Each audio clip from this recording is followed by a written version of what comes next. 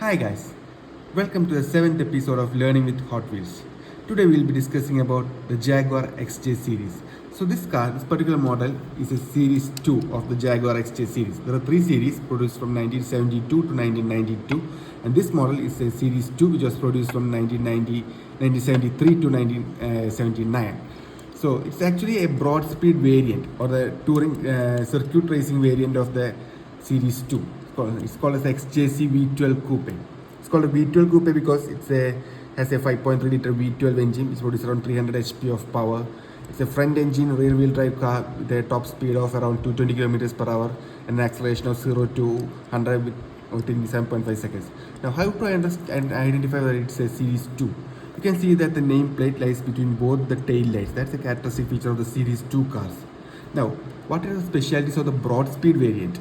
The broad speed variant, we can identify it's a broad speed variant by, first of all, it's the pillarless coupe model. It's a pillarless coupe, that there is no pillar here. It's a pillarless coupe model, and along with that you can see the wide flares, the racing flares which are very wide. These things which cover the wheels are called as the flares. They are very wide.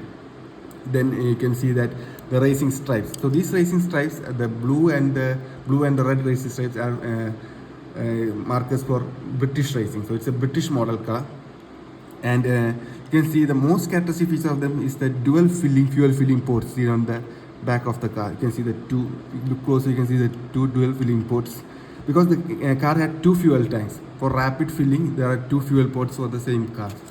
And along with that, you can see the 2 blue dots here, blue circles here. They were a characteristic representation for these 2 fuel filling ports. So this became an identifying feature, a very characteristic feature of the XJC V12 coupe. Now, what made this car so special was that it's the fastest sedan of its time. And but even though it was the fastest sedan of the time, it's a very luxury car also. It's the fastest sedan, it's a luxury car. And what makes it special? What makes it special was that this car, even though it was a very fast car, it was very unreliable because the engine cooling system was not as efficient for cooling the car.